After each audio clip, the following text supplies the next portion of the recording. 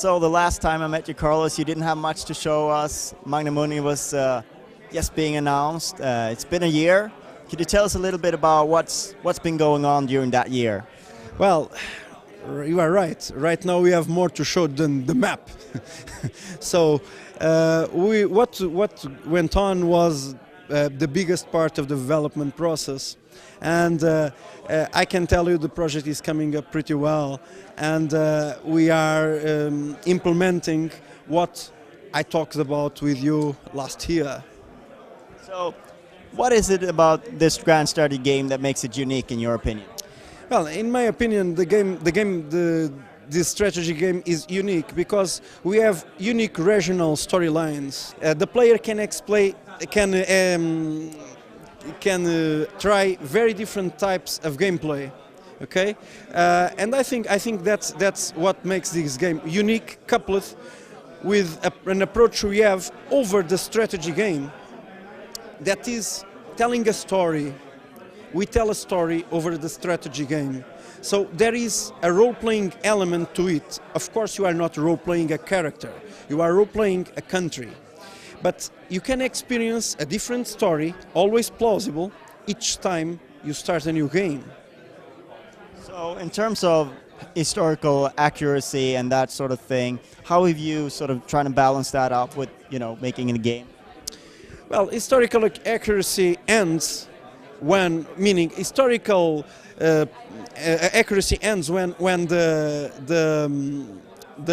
game begins, because we have a database that is historically accurate, but after you press the unpause button, you are going to have to experience a plausible outcome of the present situation, and that is not about historical fidelity.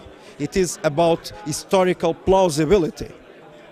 If you take us through like managing a country and the different levels you have to manage a country at, and giving us an example of just how different it could be, the experience you have in Magna Mundi.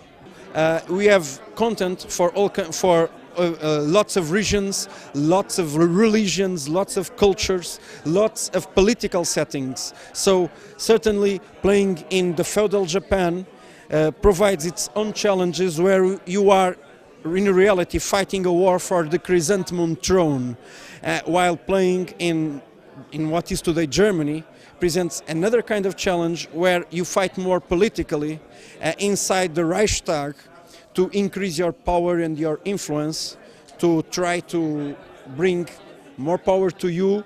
Soft power, it may be soft power because it is not easy to act aggressively inside the empire, but power nevertheless that can be used to fulfill your own ambitions. So meanwhile, while you've been building this game, you've also built a company.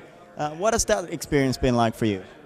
Well, the company honestly was already built, so what we do is different from gaming, but we took advantage of it to add this to our portfolio. But the experience of actually developing a game has been really great and very enlightening for me. I am obviously starting, and it has been a teaching experience. I have learned a lot in terms of how things should be planned and set up for next game, of course.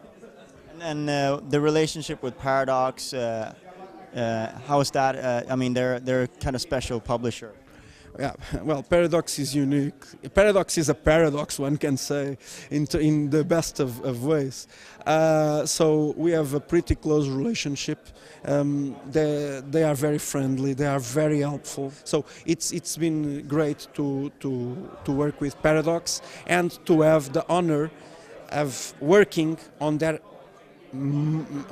best engine, to be the third-party developer working on their best engine. So where are you at right now in development, and when do you sort of aim to have it ready? So we are pretty advanced in terms of code. In terms of scripts, we are on schedule, and in terms of art, we are developing art to fulfill the code that is already in place.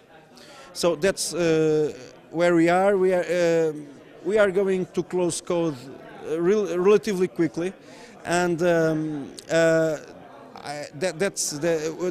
game is planned to be released in November, and I think we will make it without a doubt. Thank you very much for your time. Thanks very much.